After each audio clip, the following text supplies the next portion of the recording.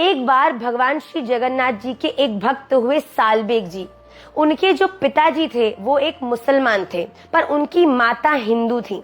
उनकी माता जी की भगवान श्री जगन्नाथ जी में बड़ी निष्ठा थी, पर मुसलमान होने के कारण कभी सालबेग जी ने भगवान श्री जगन्नाथ का दर्शन नहीं किया था। एक बार जब वो बीमार हो गए तब उन्होंने अपनी माता से कहा कि मुझे बड़ी पीड़ा है, इसका क्या निवारण है।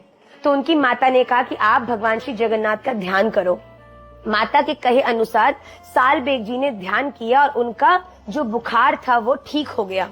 इस बात से बड़े आनंदित हुए उन्होंने भगवान श्री जगन्नाथ जी के प्रेम में पद लिखने शुरू किए। भगवान किसी से प्रेम कर ले और भगवान ये निर्णय ले ले कि मुझे अपने इस भक्त के पास जाना है, तो इस दुनिया की कोई भी ताकत भगवान को उस भक्त से मिलने से नहीं रोक सकती। और ऐसा ही हुआ।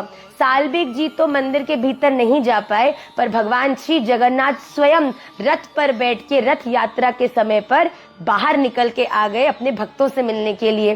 सालबेग जी ने उस समय की प्रतीक्षा करी और जैसे ही वो समय आया कि भगवान श्री जगन्नाथ रथ पर बैठ गए और बाहर आए, उसी समय सालबेग जी का फिर से स्वास्थ्य खराब हो गया। भगवान श्री जगन्नाथ जी की रथ यात्रा शुरू हो गई और वो फिर से उन्हें दर्शन नहीं कर पाएंगे, ऐसा उन्होंने सोचा।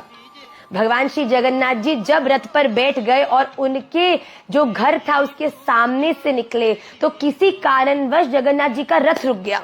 जब सब पुजारियों ने प्रयास किया और फिर जगन्नाथ जी के पास जो मुख्य पुजारी थे वो गए और पूछा, भगवान ऐसी क्या हो गया है कि रथ नहीं चल पा रहा, इसमें तो निश्चित आप ही की कोई लीला है। तो भगवान श्री जगन्नाथ जी ने उन्हें प्रेरणा दी कि मेरा भक्त सालबेग ऊपर है, मैं उससे मिले बिना नहीं जाऊंगा। उनकी आज्ञा को सुनकर तुरंत जो पुजारी थे वो ऊपर गए, सालबेग जी को लाए, नीचे लाकर जगन्नाथ जी के रथ पर उन्हें चढ़ाया। और जैसे ही जगन्नाथ जी का प्रथम बार दर्शन सालबेग जी ने किया, उनके चरणों में दंडवत प्रणाम किया और तत्क्षण उन्होंने अपने प्राणों का परित्याग कर दिया।